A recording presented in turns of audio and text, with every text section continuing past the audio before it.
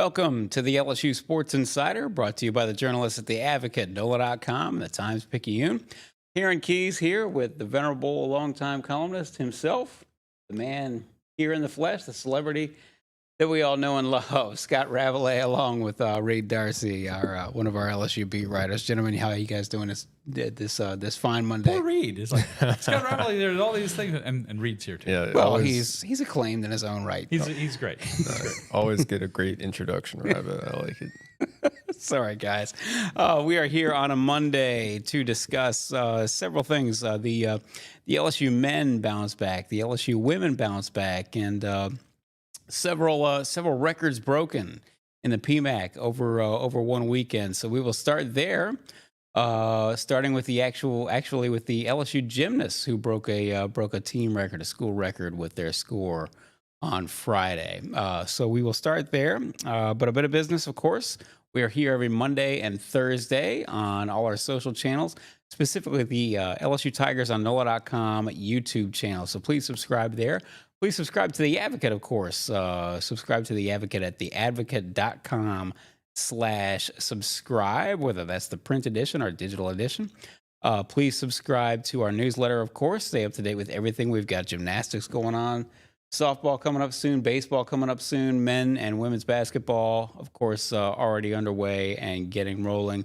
And then before you know it, it'll be signing day. The February signing day is actually here on Wednesday. So we'll have maybe a little bit of football to discuss in terms of the LSU football team filling out their roster. So we will have all of that for you.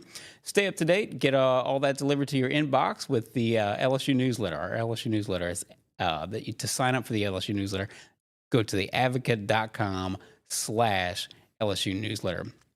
And of course, we are here every Monday and Thursday on Apple Podcasts, Spotify, wherever other finer podcasts are found, if you did not find us on our YouTube channel, LSU Tigers on NOLA.com. Finally, we are brought to you every Monday and Thursday by Champion Wealth Strategies. Champion Wealth Strategies is a national financial services firm specializing in the capital markets, securities, insurance, 401ks, and college and retirement planning. Our broker-dealer is LPL Financial Member FINRA SIPC. As you know, investments are not FDIC insured, may lose value, and have no bank guarantee. To learn more, go to Champion Wealth Strategies and plan like a champion today. So gentlemen, I would like to. It was quite a weekend in the PMAC. Actually, I would like to start off though with the gymnasts. Rab, of course, you've been covering LSU gymnastics for a long time. You've never seen what we saw on Friday. There was the LSU gymnast, and if you can, this is going to be difficult, I'm sure, but if you can, and maybe 30 to 60 seconds or less, just discuss how big a deal this was. LSU scores a 198.475. That is a school record in their win against Arkansas on Friday. And just sort of, can you just sort of lay that out for us, what that means, and then, of course, what you saw on Friday in the PMAC? Yeah, well, it was a school record. More importantly, probably is the best score in the country so far this season. That's right. Yeah, and so that you always get a little better scoring at home, but they really performed well. And they coming off of meet where they didn't have a horrible score at Missouri, they lost the meet by 1/10 of a point. They had a 197.225, which is okay, but this LSU team, they should be doing 197.5, 197.6 at the minimum every meet. They're that talented. Just to reset everything, is this the most talented LSU team, gymnastics team you've seen? At least since 2017, which was like Ashley Natt and Maya Hambrick and Sarah Finnegan and Lexi Priestman. Mm-hmm. It's on par with that, if not better. Mm-hmm. They're very good, very deep, very experienced. And if they can avoid the injuries, they can. It's fair to say that they shouldn't not just be in the Final Four, but they could finish number one. Yeah, you throw a 198.475 up there, and this is a second score over 198, which is when you do it over 198, that's really the elite scores in the country. There've only been 7 teams that go over 198 so far this season, so it doesn't happen every week. So it's really, it really sends a statement, I think, right, that they can compete with Oklahoma, who's everyone's chasing. They're the 2-time reigning national champions. But they've improved on the Missouri score a lot, and they built on every event. They went from vault to bars to beam to floor. Every score was a little bit better, culminating with a school record tying score on floor and another 10 from Haleigh Bryant. And so it was an impressive performance, and it's what this team is capable of. They're very talented, very experienced, very deep, and it's exciting to think where they could go from here. A 49.775 on floor, as you said. That was that tied a school record. Yes. And Haleigh Bryant with a perfect 10. That is her 12th career perfect 10, if I'm not mistaken. Yeah. And she's starting to get into rare air. The NCAA has a list of the all-time 10s, and 28 is the record. So she's not going to get there. If that's not just if she comes back next year, which she might, but she's a fourth-year senior right now. But she has a chance to wind up in the top 10 among people with in terms of perfect 10s, and she's already 7th in LSU history with 69 wins. She's one of the all-time greats. Yeah, So they have about about 2 months, a little less than 2 months to go in their season. Well, let's back up just a little bit. What has been sort of the most pleasant surprise, the most interesting thing you've seen out of the LSU gymnasts this season? And then just sort of reset whatever they've got moving forward and what you think is capable and possible for them. Well, Bryant's been Bryant. I guess seeing Kaya Johnson come back from the devastating Achilles injury she had last January. She tore her Achilles, had to have surgery, missed the whole season, decided to come back for her 5th year. That's been really that's been really impressive. She's had a 10 on floor. She's had some great performances. Won the all-around title at Missouri, for example. Done some very good things, and makes quite a 1-2 punch with her and Bryant. Yeah. And then if I may add to her, Connor McLean, the freshman, who, as I may have said before, won the 2022 U.S. National All-Around title. This is the title that Simone Biles won last year when Connor didn't compete. She's a dark horse for the Olympic team this year, and she's had 2 10s already, and she had 2 9.975s Friday. And she was as Jay Clark has said, her ceiling is unlimited. Really, she could be better than Haleigh Bryant eventually. She's a little hit and miss right now, but when she's on, she's as good as anybody. So when you combine, the veterans, the Haleys and the Kayas with that young talent, you've got her and Amari Drayton, who's had some very good scores. You've got a real special, unique collection of talent that doesn't really come around very often. I think it was telling. I believe it was in the meet that Kaya had her 10 on the floor against Kentucky. It was the earliest 198 that an SEC team has had in a season so far. So that's a good sign. That's telling that they're hitting their stride early on, because you usually don't see those high scores that early in the season, especially setting a program record about halfway through the season. So it's a good sign that they're rounding into form and that they don't have to build themselves up into, this form later in the season. They're already hitting their stride right now, which I think is a great sign. Good point. Yeah. The LSU gymnasts will be in Georgia this weekend before they hit the rest of their schedule. A real quick note: if we moved on to the sport, the SEC Championships is in New Orleans this year at the Smoothie King Center, and I got an email this morning. Tickets go on sale tomorrow. For that event, so it's quite a show. It really is. It is. It's 2 sessions. There's 8 teams all together, and they will have this is the last year. It's a 1-day event with Oklahoma coming next year. It's going to be start being a 2-day event. So this is LSU had a record crowd. Well, they had a record crowd. The last time it was there in 2019, over 10,000 fans. So I expect they're going to have a good crowd again this year. So, shifting gears to from one record-breaking night on Friday to another one on Sunday, the LSU women blow away Florida 106-66. That's the most. That's the highest point total for an LSU team, for an LSU women's team against an SEC opponent. LSU, it was a big turnaround from three-point range. They shoot 47% from three-point range, 49% from the field overall. And they hold Florida to 35.3% shooting, which was quite an improvement from the previous 2 games. LSU coming off back-to-back losses against South Carolina and Mississippi State. Reed, just reset everything for you for us, if you would, just in terms of what you saw on Sunday and what had to have been a reassuring victory for LSU. Yeah, biggest takeaway in my eyes was Hailey Van Lith and how she played. Season high, 21 points. But she sort of said after the game that the points didn't really matter to her as much as the 10 free throws she attempted, the 6 or 7 rebounds she got, and her 2 steals. She thought those 3 numbers really showed to her that she was playing like herself. Mm-hmm. And she said after the game, she said, "I decided to be myself tonight," which I thought was pretty telling. In terms of interesting quote. It was a very interesting quote because it sort of implies that she hasn't felt like herself lately. Yeah, that's right. And so it's looking at her, watching her play. That was sort of obvious. Like she wasn't putting up the numbers that we were used to her seeing when she was at Louisville, and she wasn't. She didn't have that edge to her. She didn't have that energy. That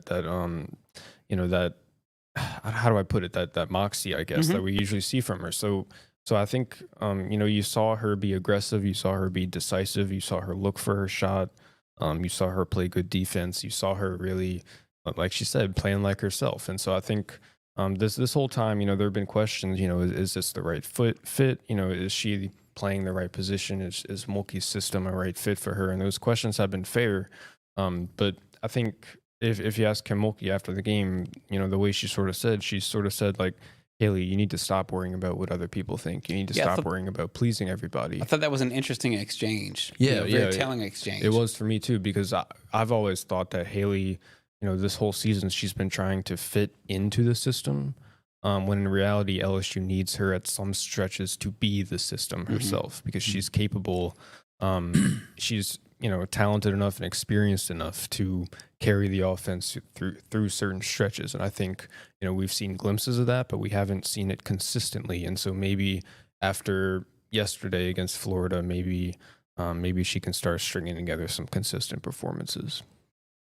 I was the other thing, obviously, is that we mentioned on the previous podcast, Reed, that, of course, Kim Mulkey has, she has, what's the word I'm looking for?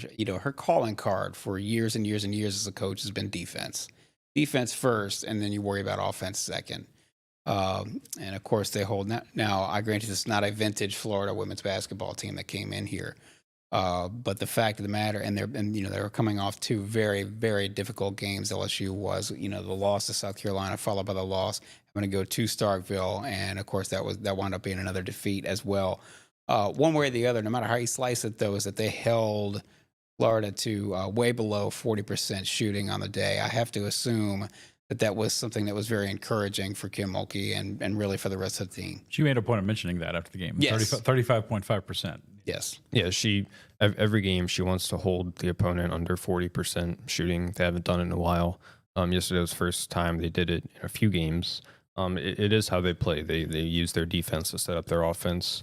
Their offense is best when it's attacking in transition, and you can't attack in transition unless you get a stop on the defensive end. So that's the foundation of what they do.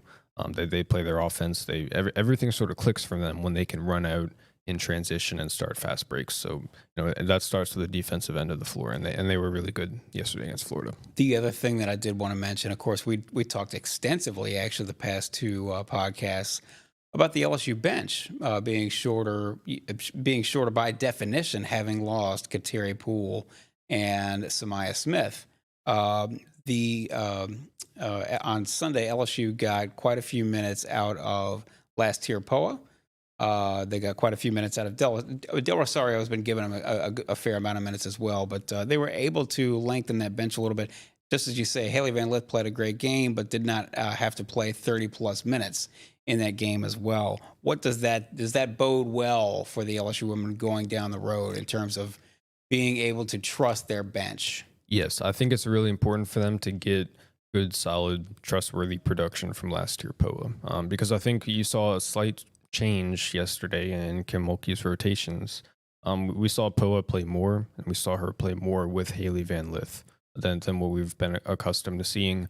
And POA played really well. She did a good job of setting up the offense, attacking the rim. She made a few trips to the free throw line, dished out a few assists. She played really well, and she allowed Haleigh to play that off the ball role that she's more accustomed to playing. Right. And a lot of her buckets came, when she was sharing the floor with POA and she was that off guard. So if LSU can get that kind of play from Poa, then it allows them to sort of unlock a more comfortable, confident version of Hailey Van Lith.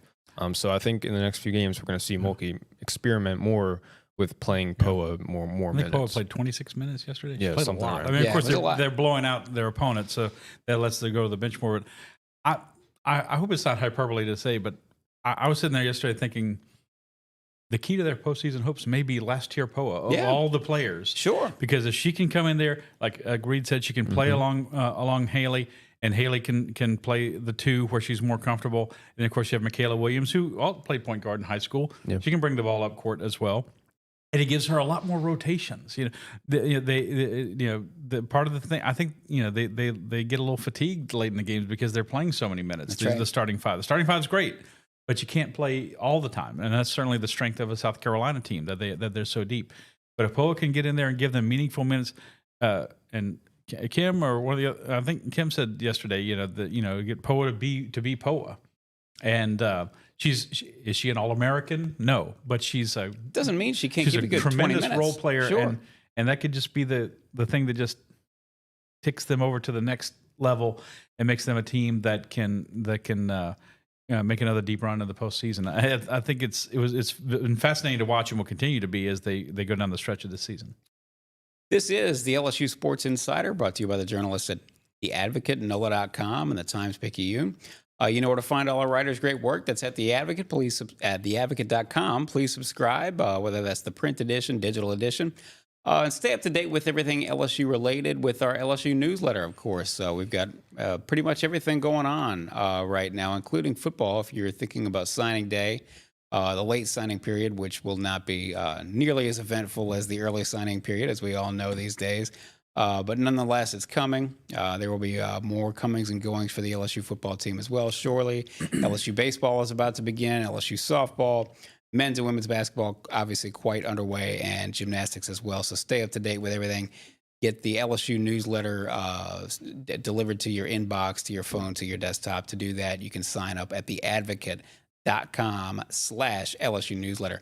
We are here every Monday and Thursday on Apple Podcasts, Spotify, wherever other finer podcasts are found. But more importantly, we are here every Monday and Thursday on all our social channels, specifically our LSU on NOLA. Excuse me. Let me try this again. We are here on all our social channels, specifically our YouTube channel, LSU Tigers on NOLA.com. If you can catch us live there, please do. If you don't catch us live there, you can catch us after the fact on all those same channels. Again, specifically the LSU Tigers on NOLA.com YouTube channel. Again, if you don't find us there, you can find us on Apple Podcasts and Spotify and other fine podcast formats.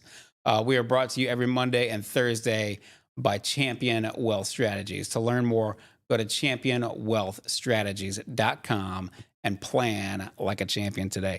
So one more thing, obviously the LSU women, they will haul off to Nashville and try to handle the Vanderbilt women on Thursday night, 8 p.m. tip. Reed, what are you looking for out of that game?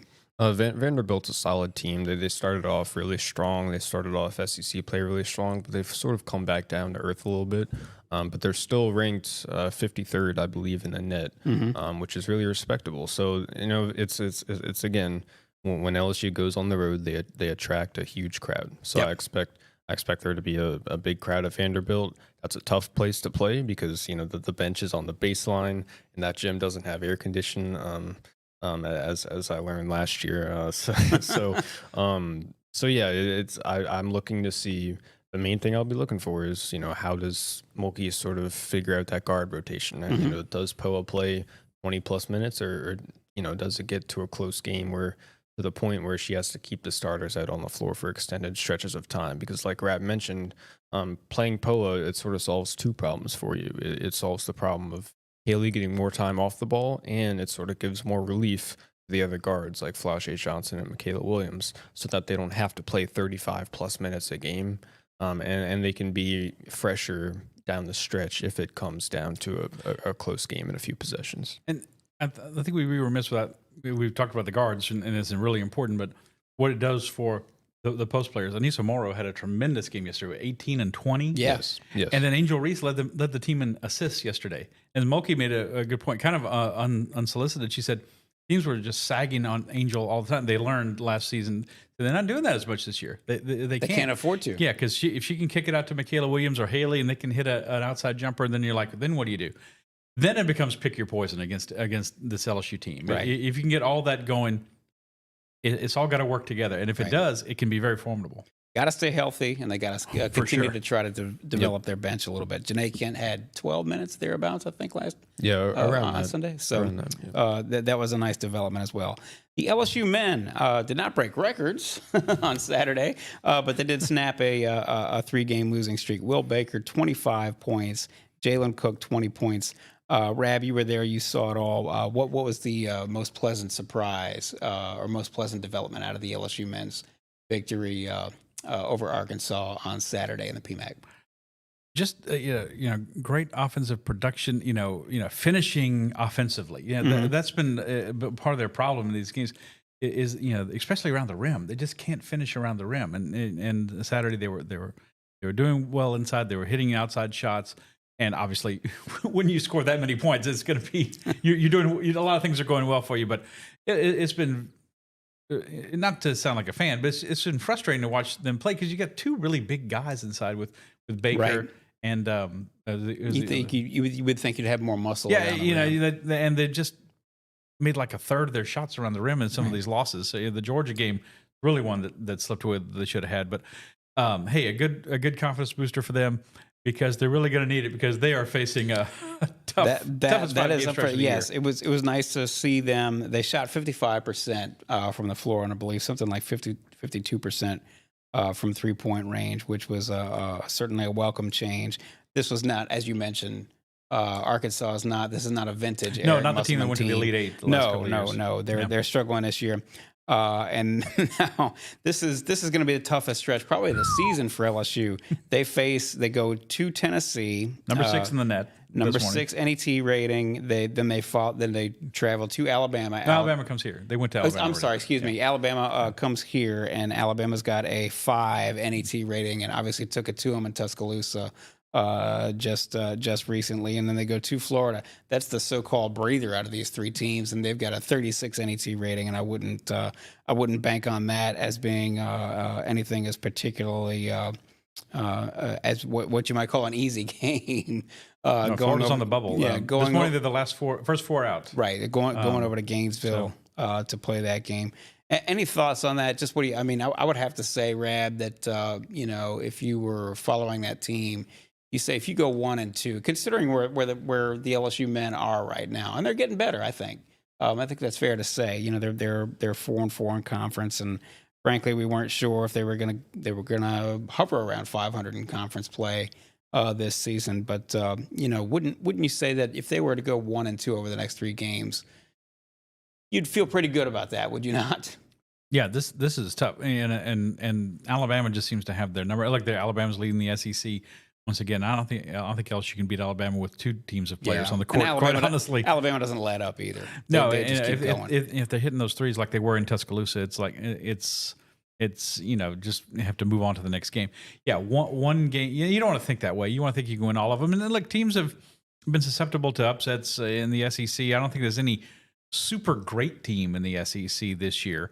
It's not like the Connecticut men look like they're really good again, coming off the national championship. But or Purdue maybe in the Big Ten. But you think they got to win one of these games where they're not supposed to win. Yeah, and that we haven't seen from them. That would be a sign of significant improvement, don't you think? Yeah, you got to sneak up and win one of these games. If you could win at Tennessee or the Florida game, they'll certainly be an underdog in that game.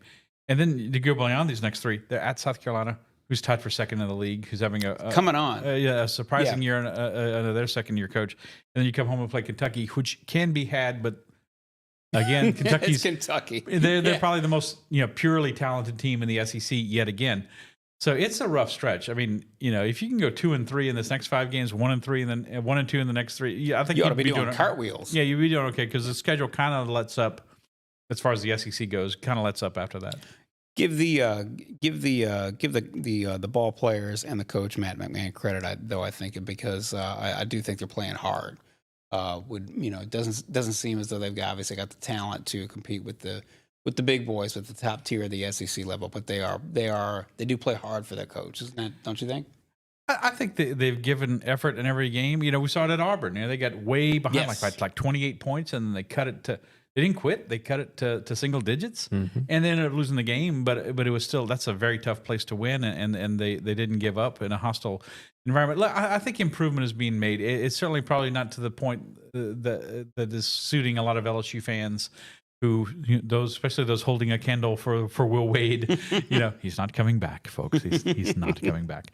But it's progress being made. Look, they only won 2 SEC games last year. That's right. And there's more pieces. I've heard Damian Fishback say this on one of the broadcasts on the SEC network. He said they've got more pieces. They've got some depth, especially with Jalen Cook coming. They've got height inside.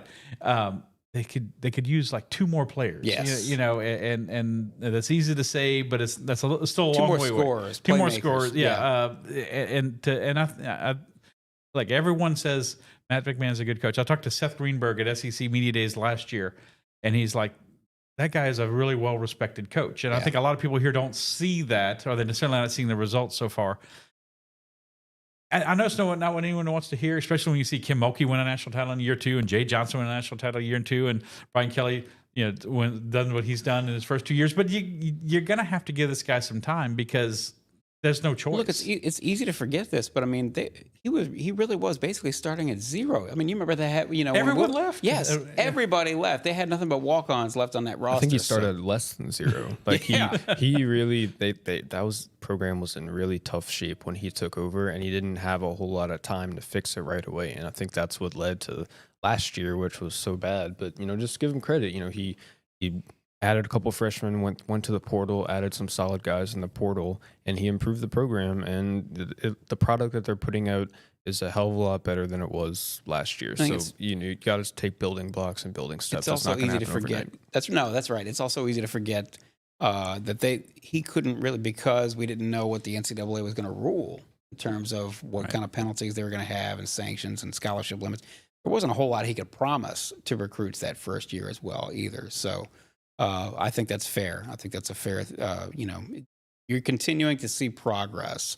And yes, you're going to want to see them take that next step, whether that's later this year or next season or whatever. But it's certainly, as you said, Reed, it's a whole hell of a lot better than it was last year. We'll see what happens then. Anything else you guys feel is noteworthy before we close it out and call it a podcast? Like you mentioned, the second National Signing Day is this week. Yes. And LSU's trying to land a 5-star Terry Bussey. From East Texas. I want to say young Bussey. The LSU had a great player in the 1930s. This is how old I am. Like Perryn points out. You're showing your age. Young Bussey was a great player for LSU, an all-SEC player back in the 30s, a halfback, I think. And so I want to say that every time. But he's a 5-star that they've been trying to lure away from Texas A&M. Everybody was wringing their hands about their recruiting class. On3, which has become maybe the new standard for recruiting websites, they do a composite of all the national sites, Rivals and ESPN, and they have their own ranking. LSU's number 3. Their class is number 3 in the country in just On3's own rankings. That's pretty without, salty. That's without Bussey. That's without Bussey so far. That's adding McKinley and adding a couple other players, and they might get a couple more transfers because obviously they still have needs on the D line, especially. But it's been a much better recruiting year than people have thought it was going to be. It's not an issue of they might get a couple more transfers. They're going to have to get a couple of more transfers. They're going to have to, as we mentioned in the previous podcast, they're going to have to sort of, quote unquote, manage that roster as well because we think they've got probably 88, 89 scholarship players right now. Mm-hmm. So you're going to have to do a problem else you hadn't had for a couple of years. That is very much the case. Yeah. But they're going to have to sort of whittle that down in addition to bringing on some defensive tackles at the very, very least. So. Yeah. And while we're here, can we talk a little bit about baseball? Of course. Yeah, I thought Rab, your column from Media Day on theadvocate.com was pretty good. It just did a good job of sort of capturing Jay Johnson and his psyche, and how he sort of eats, sleeps, and breathes, college baseball. And I thought it was telling, just seeing like how he sort of went from winning the World Series and then the next steps, and he was out recruiting, as they were in the process of trying to win the World Series. Pretty much ASAP. From Alabama. Yeah. So he was going to see Luke Holman 3 days after getting home from Omaha. Yeah, so it doesn't really stop for him, and I think LSU fans can appreciate the the hard work and the time he puts into the program. Bet on it.